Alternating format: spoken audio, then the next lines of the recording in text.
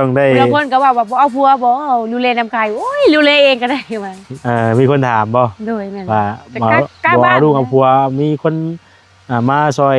เฮ็ดซอยหาสิบ่คนหลายคนถามบ่โดยแม่นจะตอบว่าเอ้ยบ่เอาอ่ะเอาไปแบบบ่ได้คิดเลยบ่ได้คิดเลยผมเรียกบ่ได้อยากได้เนาะขับไปที่เอาแต่น้อยบ่แล้วอายุ18 19บ่เนาะโยมันก็จะเฒ่าเลยเนาะเล็กน้อยพูดใช้เฒ่าได้จังซี่น่ะไม่มันก็เฒ่าคักคุกอ้ายเท่าไหร่ก็อายุ30ก็รุ่นน้องจ้ะ21เด้21บ่ได้กับปีนี้ก็22แล้วเบิ่งอยู่นี่เฒ่าอยู่บ่ค่อยก็บ่ได้เฒ่าก็บ่ได้30จังบ่ได้เฒ่าบ่ยังบ่ได้เมียในหมู่ได้แล้วบ่มีลูกได้แล้วบ่โอ้ยอ้ายมันเอาเมียก่อนเนาะเอ้าเฮ็ดจังได๋ฉบัดดิอยากแล้วก็หยอกนี่แหละบ่ได้บ่หยอกอย่างนี้เนาะมาต้อนมื้อนี้นักได้นี่เด้บ่มัน5โลพุ่นบ่เท่าไหร่อ้ายนี่โหแสนปลายพุ่นเด้เนาะแสนประมาณ150,000ประมาณนี่แหละประมาณ150,000 160,000เพิ่นบ่อยากได้บ่อันผู้ไปดูแลนี่ว่าซั่นบ่เอาแล้วตัวนี้ยอมบ่ตัวนี้ขี้ไล่ใช่ป่ะคนขี้ไล่ไผขี้ไล่ล่ะไผคือบ่ได้ขี้ไล่บ่ไปเด้เจ้าคนขี้ไล่เนาะโอ้ยขี้ไล่จังได๋เนาะบ่ได้ขี้ไล่นะเจ้าน่ะแม่นอยู่ว่าเจ้าขี้ไล่แต่ว่าคนอื่นเบิ่งว่าคือว่างามอยู่บัดบ่ใจละลายสิอ้าว FC เพิ่นเว้ามาหลายอยู่ได้เมื่อวานนี่เห็นว่าเอาซั่นก็งามเจ้าบ่ได้มีโทรศัพท์บ่บ่มีแบบบ่ได้เล่นเฟซเล่นไลน์บ่ได้มีหยังเลยบ่มีหยังเลยบ่ได้เห็นโซเชียลบ่ได้เห็นโลกภายนอกเลยเอาแหละบ่เกี่ยวเลยแม่ว่าอยู่ความสงบอยู่แบบความสงบบ่ได้บ่ฮู้หยังเลยบ่ฮู้หยังเลยแม่อยู่เงียบๆมันน่ะมันจังบ่คิดหลายเนาะบ่ฮู้เนาะขี้ลายมันก็บ่ดีขี้ลายก็บ่ดีเปลี่ยนความเจ้าแล้วเนาะบ่ต้องคิดอย่างไรเนาะถ้าหากอยู่แบบซี่น่ะดึงแล้วเนาะดึงแล้วมันสิ้นแล้วนะว้าวไปก็ตามเพิ่นนี่สิ่งที่เจ้าขาดแคลนในครอบครัวนี่เป็นหยังโอ้ยข้าวน้ำมันข้าวน้ำเนาะคือเรื่องข้าวอย่างเดียวมันบ่แม่นในอื่นก็พอได้อยู่ได้กินอยู่ยังได้อยู่พอได้กินอยู่ก็ข้าวแล้วจุดนัดก็ได้นะบ่ได้ก็หาเงินมันแพงได้ข้าวเนาะแม่นสอบ1เท่าไดจ้ะว่า5-600,000แล้ว5-600,000พี่น้องเอ้ยเนาะเบื่อได้เงินมีคนมาว่ามาแอนมาเล่นนำบ่ไล่ดีไล่นี้อย่างเดียวให้ได้ผู้เว้าถึกใจก็ให้เว้าถึกใจก็แบบเจ้าเว้าถึกใจก็บ่ได้ให้เดี๋ยวคนเฮาเนาะเว้าก็เว้าแนวมันม่วนชื่นนั่นแหละเนาะต้องเว้าแนวมันให้มันคืออ้ายนี่ก็เว้าน้ำน้องก็ม่วนเด้อเว้านำบ่ผิดหยังนะว่าบ่ผิดหยังข้าบ่ถึกใจนี่เว้ากว่านี่โอ้ยไปโลดเด้อจะเป็นคนแถวนี้ฉันอ้ายก็ขอทานก็บ่เคยดอกอ้ายถามเด้อหมู่บ้านนี่อ้ายเพิ่นน่ะถามบ่เคยขอทานโอ้ยบ่เคยเนาะมีแต่แบบหากินนี่แหละหลักคือแบบนี้เนาะคันว่าบ่ได้เผาทานไปใช้ก็ตัดอ้อยตัดมุ้งนี่แหละก็เผาทานมันก็มีอาชีพได้ติดตัวว่าอะไรก็คือตัวนี้น่ะเฮ็ดได้ตลอดแม่เฮ็ดได้ตลอดก็คือเฮาไปเมื่อยเฮาก็เช้าไปเวียกอื่นทางไกลไปเวียกไปงานทางอื่นบ่มีสินะเนาะแล้วก็มาอยู่เฮ็ดอยู่นี่ได้เนาะแล้วก็โอ้ยจะดีดอกพุ่นน่ะนะก็ได้แล้วก็เฮ็ดคือคักเพิ่นก็เผาทานคือกันแต่อยู่คนเดียวว่าอันใดที่ว่าในใดที่เฮาซอยกันได้ก็ซอยเนาะหรือว่านำเสนอเนาะไปว่าซอยไปว่าบ่ได้ให้ดอกบ่ได้ให้คือว่าผูกเขาไว้ว่าไว้ข่อยบ่ได้ทุกข์ยากเพิ่นว่าตอนน่ะจักไผเลยว่าแต่บ้านเฮาเด้ข่อยบ่ได้ทุกข์ยากปักโมนได้บ่เขาก็เลยบ่ได้ซอยให้เขาอันนี้เฮาก็บ่ได้ดอกซอยหยังซอยหรือบ่ซอยก็เฮาก็ต้องคุยกันก่อนเนาะถึงว่าผู้ใหญ่เพิ่นเห็นเพิ่นถึงสมมุติว่าคนที่ว่าเพิ่นถึกใจเนาะเจ้าสิมีเฮือนเป็นหลังกะยักแต่ว่าข่อยอยากให้เพิ่นก็ให้คือเก่าแม่นก็เพิ่นแนวว่าที่เพิ่นเบิ่งแหละเพิ่นสงสารบ่เฮือนตัวนั้นเพิ่นให้พวกขี้ม้าบ่เฮ็ดให้พวกขี้ม้าบ่ไผเฮือนไหนเฮือนตัวให้ได้ไปเบิ่งแหละอันนี้น่ะบ่าวก็บ่ฮู้ว่าเราเป็นแนวใดนะเพราะว่าเฮาก็ยังบ่เคยเห็นเห็นได้อ้ายเห็นได้คู่มือนี่เราได้ว่าหาขอกินนั่นแหละแล้วบ่มักดีมันนั่นแหละได้เฮือนไปแล้วก็ขายขายเครื่องก็มักไปนั่นแหละแต่ก่อนน่ะเด้อแต่เจ้าฮู้จักชื่อเราอยู่บ่ชื่อเนี่ยก็ชื่อสิงแม่นแล้วจะจักบ่ฮู้จักเฮาหลบไปซอยว่างไปหลบที พี่น้องเขาตายเนาะไปตอนนั้นเด้แล้วไปหาขายจิโร่ค่ะอันคุจิโร่ขายเนาะมึงมักดีผู้นี้แหละครับว่าก็ไม่เห็นเนาะจงกวนนี่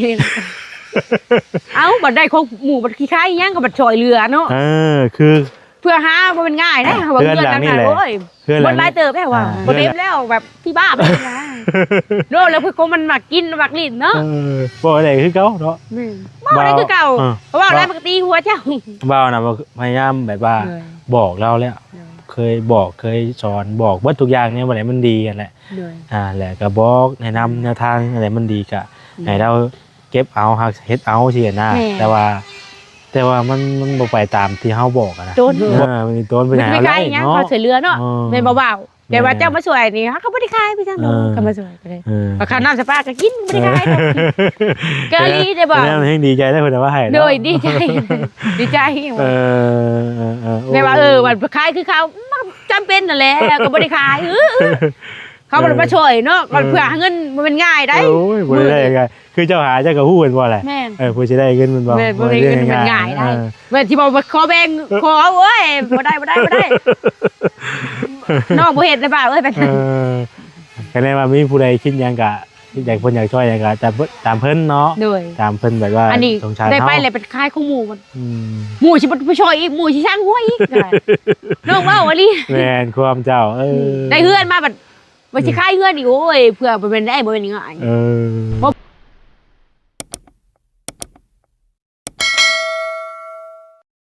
เนาะพี่น้องเปิดภาพมากับพ่อทั้งน้องดำเพิ่นเลยเนาะสบายดีเด้อโดยน้องดำลำแต่ซื่อเนาะแต่ตัวบ่ดำตัวเด้หัวหน้าเพิ่นก็มาเพิ่นมาเด้หัวหน้าเด้นั่นบ่นั่นแหละจะดีบ่เพิ่นบ่ให้บ่เข้ามานี่บ่ให้ใส่ไม้ว่านี่ใส่ลูกเอาใส่วันนี้ก็มาหาทางน้องดำเพิ่นคือเก่าพี่น้องเอ้ยเนาะพอดีมาหาทางน้องทองมีพี่น้องเอ้ยเนาะก็เลยน้องทองมีน้องทองมีเป็นลูกหลานให้เป็นลูกหลานเฮานี่แหละเจ้าเป็นลูกหลานบ่เลยโพธิลูกหลานลูกหลานของมึงเจ้านี่อยู่นี้เจ้าเนาะเลยนั่นแหละอยู่ผู้เดียวอยู่ผู้เดียวเลยมาอยู่หลายคนมาก็มีอยู่แต่เขาบ่มาอยู่นั้นไผมาอยู่นำอ้ายและอ้ายมันก็ไปนะเวลาอยู่ผู้เดียวบัดนี่อยู่ผู้เดียวจะเป็นอันนี้ตัวนี้น่ะหม่องเจ้าอยู่ปัจจุบันนี่น่ะหม่องนี่น่ะเป็นดินไผดินของแม่ดินของแม่แท้ดินของแม่แท้ๆด้วยแต่พอนี้แม่น่ะเพิ่นไปใช้ก่อนเจ้าบ่าววันโอ้ยแม่ก็แล้วก็ไปตามเพลงเราแล้วไปตามเพลงโดยแล้วเราแบบน้ำหมักคนหลีมักกินนะแม่ไปเลยมาเลยมาเลยเอาเลยถ้ามาแหละผัวอีกค่ะทิมเอาสั่งว่าเด้ไม่ว่าคนมักเอาผัวเลยนะป้าเลยนี่แม่เจ้าแหละพ่อก็จะได้พ่อกันเล่าไปกินเหล้านะเขาก็ต่างคนต่างป้าเขาแยกกันป้าที่มาจะยังน้อยเท่าบรรยากาศต่างคนต่างบ่เข้าใจกันนะครับไปเนาะตะกี้เอาที่มาเอาที่เขาหลักนี้หลักเอาเมื่ออะไรพอเท่าให้เอาพอเท่าให้บรรยากาศอยู่นี่นะเป็นดินมูลนะบรรยากาศเนาะมูลบ่ดินมูลเลยก็เลยอยู่มีแต่เจ้านี่อยู่เนาะเลยบ่เอ่ยกับอยู่น้ำเนี่ยมันเอาพัวแล้วมันก็บ่อยู่อะไรบาดนี้อะไรเพิ่นก็มีครอบมีครัวเพิ่นน่ะเนาะโดยนั่นแหละเพิ่นก็มีครอบมีครัวเพิ่นแหละเพิ่นก็บ่อยู่ว่าซั่นซะเนาะเอามื้อนี้บ่าวมีแนวมาต้อนมื้อนี้นักเด้นี่เด้บ่ว่า5โลพุ่นบ่เท่าไหร่อ้ายโหแสนปลายพุ่นเด้เนาะแสนประมาณแสน5,600,000ประมาณนี่แหละประมาณ1,500,000 1,600,000ก็ดินมูลเลยซื้อมาต้อนเป็นข้าวเจ้าเด้อน้องเด้อได้ยินจะว่าอย่าได้ข้าวอย่างเดียวอาจารย์เอาลงแล้วบอกคลิปมันลงแล้วไปได้ไปเบิ่งโอ้ยเนาะ FC กำลังติดตามเจ้าอยู่ตอนนี้แล้วก็โอ้ยตลกเลยเพิ่นว่าพี่น้องเอ้ยเนาะคนกำลังหลายท่านกำลังให้ความสนใจหรือว่าอยากเบิ่งอยากส้มเนาะเพิ่นว่าเบิ่งเจ้าว่าอะไรม่วนนำบ่ซั่นกับใจหลายเด้อเบิ่งไปแล้วยิ้มไปแล้วก็มีเพิ่นว่าโอ้เพิ่นบ่อยากได้บ่อันผู้ไปดูแลนี่ว่าซั่นบ่เอาแล้วตัวนี้ยอมบ่ตัวนี้ได้ใช่ป่ะ คนขี้ไล่ ไผขี้ได้ล่ะ อ้าวคน ไผคือบ่ได้ขี้ได้ บ่ไปเด้เจ้าคนขี้ไล่เนาะ โอ้ยขี้ได้จังได๋เนาะบ่ได้ขี้ได้นะเออเจ้าน่ะแม่นอยู่ว่าเจ้าขี้ได้แต่ว่าคนอื่นเบิ่งว่าคือว่างามอยู่บัด บ่แต่ละลายสิ อ้าว FC เพิ่นเว้ามาหลายอยู่ได้เมื่อวานนี่เห็นว่าเอาฉัน มันก็งามบ่ เจ้าบ่ได้มีโทรศัพท์บ่ บ่ บ่มีแบบบ่ได้เล่นเพจเล่นไลน์บ่ได้มีหยังเลย บ่มีหยังเลย บ่ได้เห็นโซเชียลบ่ได้เห็นโลกภายนอกเลย บ่ เอาแหละ บ่เกี่ยวเลย แม่ว่าอยู่ความสงบ อยู่แบบความสงบ โดย บ่ได้บ่ฮู้หยังเลย บ่ฮู้หยังเลยแม่ว่าอยู่เงียบๆมันน่ะ มันจังบ่คิดหลายเนาะบ่ฮู้เนาะ ขี้ไล่มันก็บ่ดี คิดหลายก็บ่ดีเปลี่ยนความเจ้าแล้วเนาะบ่ต้องคิดอย่างหลายเนาะแต่หากอยู่แบบซี่น่ะดึงแล้วเนาะ ลึกแล้วมันสิ้นแล้วนะว่าไปก็ได้ เวลากับทางน้องเพิ่นเคยอยู่แบบนี้เคยอยู่เคยเศร้าแบบซี่พี่น้องเอ้ยเนาะมาอีกมื้อนี้ก็คืออัน เป็นบ่ เป็นบาดปัดกวดบาดนี่ กวดมื้อเช้านี่ได้ โตเนาะ กวดมื้อเช้า จังซี่แหละเนาะแต่ว่าเรื่องบ่เจ้าจูดมันสิลามใส่สาย เว้ย ไฟ ก็อยู่ที่พุ่นเด้ เอาจะเอาไปจูดเพิ่นบ่ เลย จูดเทื่อละหน่อยเด้อ ดูแต่หน่อยเอ้า ดีแล้วที่ว่า อายมากกับเมียนอยู่ดู เมียน แล้วที่มาอยู่บ่ เนาะบ่จะได้มาเรื่อยอยู่บ่จักแหละ เดี๋ยวดีใจที่ว่าเปิดสภาพนี่นะ FC เพิ่นติดตามเบิ่งอยู่บาดนี่เนาะเป็นเอาเอ้ยแต่ว่าเรื่องทางน้องดำเพิ่นนี่สิ่งที่เจ้าขาดแคลนในครอบครัวนี่เป็นหยัง โอ้ยเข่าหน้ามันเลย ข้าวน้ำเนาะ เลย คือเรื่องข้าวอย่างเดียวมันบ่ แม่นแม่น ในอื่นก็พอได้อยู่ ก็ ได้ บ่ กิ ได้ นอ อื่น ยู่ ยังได้อยู่บ่ได้กินอยู่ก็ข้าวหั่นแหล้วจุดหักอะไรนะ เวลาก็หาเงินมันแพงได้ข้าวเนาะ แม่นแม่นได้ สอบหนึงเท่าไหร่จ้ะวะ หา600,000แล้ว หา600,000พี่น้องเอ้ยเนาะ เพื่อได้เงินหา600,000มันง่าย โอ้ยเจ้าขอเตาอันเทื่อนึงได้บ่ ได้แต่ละร้านแน่ บ่ได้ฮอด100บ่ ได้หัวร้อยบ่ได้เตาน่ะได้หัวร้อยป้า มันบัดนี้เพื่อได้ขอเตาอีหลายเด้จ้ะ ฮะ เพื่อได้ขอเตาหน่ายเด้ เตาหน้าก็หาไหม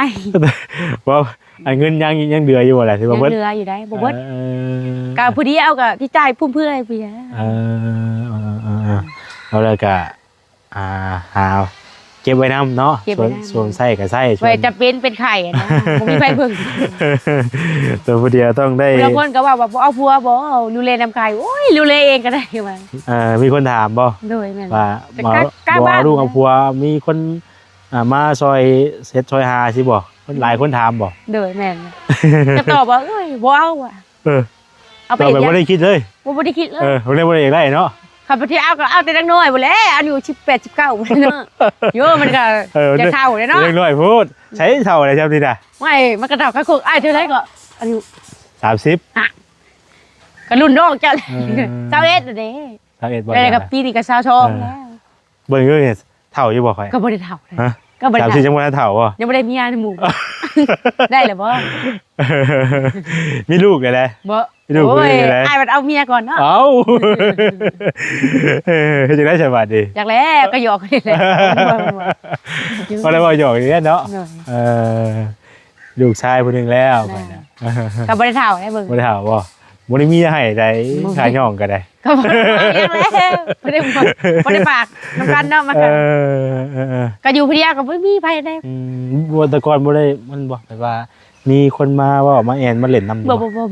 ไล่ดี ไรนี้อย่างเดียว หายได้ผู้เว้าบ่ถึกใจก็หายเว้าถึกใจก็แบบเจ้าเว้าถึกใจก็บ่ได้หาย เดี๋ยวคนเอาเนาะเว้ากับเว้าแนวมันม่วนชื่นนั่นแหละเนาะต้องเว้าแนวมันให้มัน คืออ้ายนี่ก็เว้าน้ำน้องก็ม่วนเด้อ ได้บ่ เว้าน้ำแม่น บ่ผิดหยังนะว่า บ่ผิดหยังเขาบ่ถึกใจนี่เว้ากวนนี่โอ้ยไปโลดเด้อ จะเป็นคอนแถวนี้จะรู้จัก อ้ายก็เว้าม่วนน้องก็เว้าม่วนอ้ายก็คือกันหลายคนเว้านํกันเว้าม่วนใส่กัน คนว่ามวนมากก็ ก็แบบ มว ว่าน ไป ถึกใจ เนาะคนว่ามวนเขาก็บอกว่ามวนน้ำเลยเนาะ แม่นบ่เฮากับผู้ดึงอะไรเว้าจะได้เว้าบ่เข้าหูหมู่ก็ว่าอย่าเด้อว่า ธรรมดาเลยเนาะเทียมหมู่มาให้เขาก็สิยื้อในหมู่ให้อยู่บ่ใช่เนาะมันก็ต้อง คืออ้ายแม่มาเว้าน้องก็เว้านำเว้าถึกใจเด้ โดยFC เพิ่นเบิ่งเจ้าเพิ่นก็สิว่าน้องเพิ่นก็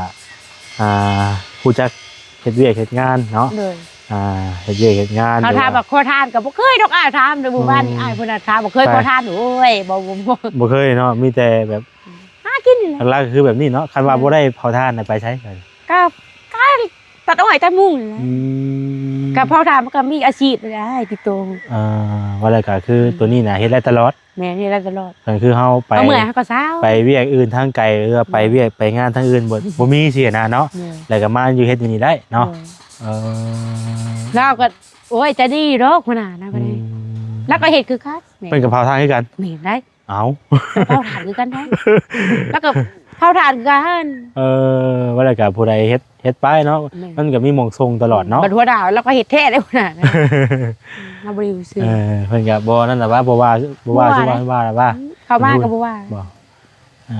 เพราะว่าเฮาก็มาเฮาก็บ่ได้มาว่าเจตนาอย่างอื่นพี่น้องเนาะมาแบบว่านี่แหละเฮามานี่แหละเห็นทางเพิ่นคือทางน้องดำนี่แหละเพิ่นอาศัยอยู่คนเดียวว่าอันใดที่ว่าในใดที่เฮาซอยกันได้ก็ซอยเนาะหรือว่าน้อนำเสนอเนาะแบบว่าซอยแบบว่าบ่ได้ให้ดอกบ่ได้ให้คือว่าถูกเขาเบิ่งว่าไว้ข่อยบ่ได้ถูกยากเพิ่นว่าตอนน่ะจักไผเลยว่าแต่บ้านเฮาเด้ข่อยบ่ได้ถูกยากปักโมนได้บ่เขาก็เลยบ่ได้ช่วยให้เขาอันนี้เฮาก็บ่ให้ดอกช่วยหยังช่วยหรือบ่ช่วยก็เฮาต้องคุยกันก่อนเนาะถึงว่าผู้ใหญ่เพิ่นเห็นเพิ่นถึงสมมุติว่าคนที่ว่าเพิ่นถึกใจเนาะเจ้าสิมีเฮือนเป็นหลังกะยักแต่ว่าข่อยอยากให้เพิ่นก็ให้คือเก่าแม่นก็เพิ่นแนวว่าที่เพิ่นเบิ่งแหละเพิ่นสงสารหรือว่าเพิ่นจอยคนขี่ม้ามันก็คายเพิ่นคือว่าเด้เขาว่าคายเพิ่นเด้ว่าช่วยไปก็บ่ยังเนาะบ่ดังได้ไปจอยคนขี่ม้าเจ้าย่าจอยคนดีดีกว่ามันจะคือใช้กันอยู่คนขี่ม้าอ้ายมีหยังกะย่านบ่บ่เรือบ่เรือบ่เฮือนตัวนั้นเพิ่นให้พวกขี่ม้าบ่เฮ็ดให้ขี่ม้าบ่ไผเฮือนไหนเฮือนตัวให้ได้ไปเบิ่งแหละอันนี้น่ะบ่าวก็บ่ฮู้ว่าเราเป็นแนวใดนะเพราะว่าเฮาก็ยังบ่เคยเห็นเห็นได้อ้ายเห็นได้คู่มือนี่เราได้ว่าหาขอกินนั่นแหละแล้วบ่มักดีมันนั่นแหละได้เฮือนไปแล้วก็ขายขายเครื่องก็มักมันนั่นแหละแต่ก่อนน่ะเด้อแต่เจ้าฮู้จักชื่อเราอยู่บ่ชื่อเนี่ยก็ชื่อสิงแม่นแล้วจะจักบ่ฮู้จักเฮาหลบไปซอยเฮาไปหลบพี่น้องเฮาตายเนาะไปตอนนั้นเด้แล้วไปหาขายกิโลค่ะอันคุจิโลขายเนาะบ่มักดีผู้นี้แหละครับว่าก็แม่นเนาะจงกวนนี่เอ้าบัดได้ของหมู่บัดขี้คายยังก็บัดซอยเรือเนาะคือเพื่อหาบ่มันง่ายนะว่าเพื่อนหลังนี่แหละโอ้ยบ่หลายเติบได้ว่าเพื่อนหลังนี่แหละที่ว่าบ่าวสิให้ไปเบิ่งนะเขาว่าเราไปอยู่ได้ก็ไปสินะคันมันคือแบบว่าเพราะว่าในกรณีคือความหมายคือแบบว่าเพื่อนน่ะเฮาเฮ็ดให้เราเฮาเฮ็ดให้เราแหละบ่นี่เฮาพยายามน่ะดึงดาวมาอยู่แล้วแต่เรามาอยู่แล้วเราก็บ่อยู่นี่นะแล้วมีแต่ปบไปทางอื่นน่ะบ่แล้วคายขึ้นกับข้านเขาว่าคายเบิดว่าเขาได้ว่าเราไปเห็นเด้ชื่อนั่นแหละบัดนี้น่ะบัดนี้น่ะบ่แซนน่ะเว้ายังไปก็FC เพิ่นบางท่านเพิ่นก็บ่เชื่อสินะว่าบัดนี้น่ะคือแต่ก่อนน่ะเราบ่ได้เป็นหยังเด้เราก็ธรรมดาบัดนี้พอเรามีเงินเนาะแบบว่าเฮาไปนี่แหละเรามีเงินมีหยังเราไปเฮ็ดแนวเรากลับมาเฮ็ดอีกคือเก่าแหละมันก็เลยกลายเป็นแบบว่ามันหยังก็บ่ยังบัดนี้นะเราแบบว่ามากินมักลีมักแบบเสพไปนะกูมึงบัดนี้น่ะบ้าวน่ะเฮ็ดเทื่อน่ะเราแล้วบ่แล้วบัดนี้น่ะแล้วเราบ่อยู่บัดนี้บ่นอนเทื่อนั้นน่ะบ่ไปทางอื่นไปหานอนอยู่แคมป์ดอกแคมป์ทางผู้บัดเราเป็นแบบว่าเราบ่เต็มแล้วแบบที่บ้าไปนะโดนแล้วพวกเขามันมักกินมักลิ้นเนาะบ่ได้คือเก่าเนาะบ่ได้คือเก่าเพราะว่าอะไรปกติหัวเจ้าบ่าวน่ะพยายามแบบว่าบอกเราแล้วเคยบอกเคยสอนบอกเบิดทุกอย่างเนี่ยบ่ได้มันดีกันแหละแหละก็บอกแนะนำแนวทางอะไรมันดีก็ให้เราเก็บเอาหักเฮ็ดเอาสินะแต่ว่ามันบ่ไปตามที่เฮาบอกนะบอกก็ซื่อๆคือว่าซื่อแต่บางคนมันข่าวไผนะข่าวสังคมไผบ่ได้มีความหมายเขาเว้าหยังไปบ่มีความหมายหยังเลยก็เลยว่าบัดนี้เอาไว้ว่าโอ้ก็เลยแบบปะบัดนี้ปะเลยเป็นคนที่เล่ร่อนเลยเล่ร่อนคือเก่าบัดนี้นะช่วยก็จักได้เลยขายเงินชานสิเอามาซะผู้เพิ่นซื้อให้เพิ่นก็ไม่เพิ่นอีต้นเพิ่นอีต้นเพิ่นให้เอาไว้เนาะเขาช่วยเหลือเนาะแม่นบ่าว เดี๋ยวว่าเจ้ามาสวยนี่เขาบ่ได้ขายพี่จังโดเขามาสวยก็ได้ราคาน้ำสปาก็กินบ่ได้ขายก็ลีได้บ่แล้วมันดีใจได้เพิ่นว่าให้โดยดีใจดีใจแม่ว่ามันขายคือเขาจำเป็นนั่นแหละก็บ่ได้ขาย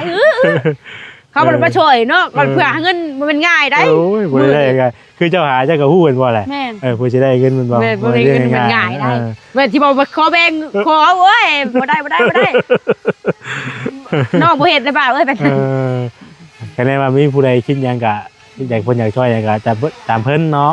ตามเพิ่นแบบว่าสงสารเฮาได้ไปเลยเป็นคายของหมู่มันหมู่สิบ่ไปช่วยอีกหมู่สิสร้างหัวอีก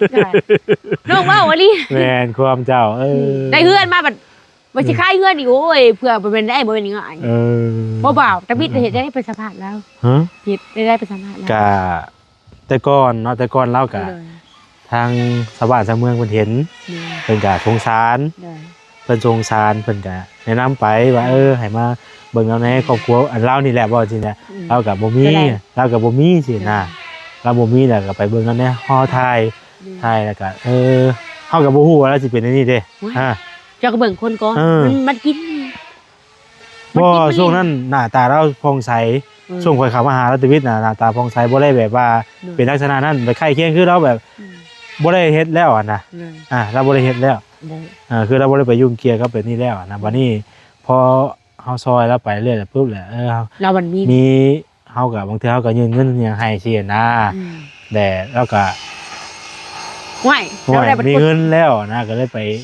เฮ็ดกินแนวบ่ดีบัดนี้เราก็แบบว่าเฮาก็ขายเรื่อยๆแล้วเราไปของเฮาอ่ะนะคือนั่นเราก็สิเว้านั่นเลยก็หลายอย่างอยู่ที่ว่าบ่าวซื้อหยังให้เพิ่นก็เป็นไฟโซล่าหยังก็ให้เบิดเลยนั่นขายเลยอันนี้บ่าวเขาได้ว่าคนนั้นชื่อสิงห์ขายไปเลยหรอว่ามึงเลยเพิ่นว่าเช้าบ่ได้แม่นได้ว่าเช้าเฮาก็เอาที่แม่นว่าสิเพิ่นแต่ว่าไปก็ว่าสิก็บ่ได้เลยดิแม่นว่าสิก็บ่ได้แล้วว่ามันสิขาเดียวว่าเอาบ่ไปอยู่นำเพิ่นโอ้ยก็ได้กันน้องได้น้องก็บ่ได้ขายได้คงก็เอาเข้ามาช่วยเหลือเนาะอีจังได๋จะเป็นว่ารักษาไว้เนาะก็บ่ขายเราเกิดหลักขายก็บ่ขายแบบคือเขาแล้วคือความใฝ่ฝันเจ้าตอนนี้น่ะเจ้ามีความฝันอะไรแบบว่าสินั้นแบบว่าสิดำรงชีวิตแบบอะไรมีความใฝ่ฝันหยังเนี่ยอยากได้แล้วนึงแต่บ่อยากได้จังได๋บ่อยากสิว่าบ่จักสิว่ากันแล้วสิได้ข่าวที่น้ำเดี๋ยวเราอยากได้ข่าวเนาะโดยอย่างอื่นก็พอเฮ็ดอยู่ได้ข่าวแล้วก็เบิ่งคือเฮือนคือซ่านนี่เด้จ้ะมีความคิดว่าสิอยากซ่อมอยากแปลงใหม่อยู่บ่ก็อยากแปลงใหม่อันบ่าเฮ็ดใหม่หรือว่าแปลงใหม่แบบว่าเฮ็ดให้มันเป็นระบบระเบียบแบบใดแบบนึงมันก็สิโอเคเนาะโอเคแอบคือเจ้าอยู่ผู้เดียวอีกบัดนี่ประตูล็อกดีอยู่บ่ล็อกดีอยู่นายนอนในเพิ่นบ่โดยนอนในก็ได้ห้องบ่โดยอันนี้ดี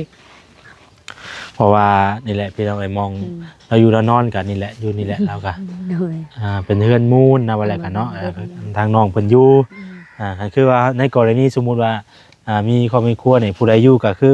ผู้นั้นอยู่ไปตลอดเลยเนาะถ้าเป็นลูกก็อยู่ได้ลุงเพิ่นมีชีวิตกับเฮาเด้กับไผบ่มีชีวิตก็คือว่าป้าคือเฮาแบบเป็นลูกเพิ่นได้เนาะแม่นเป็นลูกเลยใครแบบว่าป้าสิขายก็ขายบ่ได้มันเป็นดินมูลได้เนาะแม่นอันเพิ่นว่าไปซื้อดินใหม่ก็ไปแล้วบ่ได้กับผู้ใดมีบ่ได้หาได้ก็ไปทางเพิ่นโอ้บ่ว่าเลยสบายดีบ่แม่นได้ไปใกล้กับเลยยังไงล่ะว่าเป็นได้เนี่ยน้อยๆได้โอ้ยหลานนั่นแหละสบายดีมาดูก่อนสบายดีก่อนสบายดีFC ว่าสิสบายดี FC มีภาษาเด้ให้ในเฮือนนี่เด้ให้เฮือนนี่เฮือนในเช้านี่แม่บ่กินข้าวกินน้ำบ่เป็นได้ก็เป็นขึ้นไปรถเด้คุณตรงนั้นเพราะแล้วก็แต่เจ้าแต่ละมื้อนี่ก็เฮ็ดแต่กับทานอย่างเดียวแล้วเนาะเด้อโอ้ราคามันยังจะอยู่โอ้ยมันก็มันยังน้องอยู่นี่น่ะอันมันบ่เหล้าเขามันก็บ่แม่นเหล้ามันไปเครื่องห้องเก็บของบ่บ่ที่จริงแล้วนี่ครับว่าเฮาเพราะว่าเครื่องเฮายังบ่มันยังบ่เป็นระเบียบเนาะน้องเนาะ อันนั้นสิมีอันอยู่ อยู่ผู้เดียวคือว่าแหละเนาะ แม่ดู จักรถสิเฮ็ดหยังก่อนมันบ่แหละเนาะเพื่อนพออยู่ก็อยู่ไปแล้วก็ได้ ผู้อยู่ก็อยู่ไปมันก็บ่ได้นี่เมื่อ ว่าเรามีเฮือนมีชานใหม่นี่ก็ห่วยจังสิ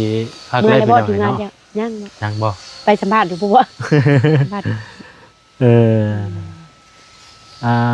ตัว บ่าวสิพาไปเบิ่งเฮือนนั่นบ่ แม่ ก็ตุกพี่บ้านบ่ได้ซื้อยาแล้วดอกแล้วขายเบิดบ่าวเอ้ย นั่นแหละจังว่า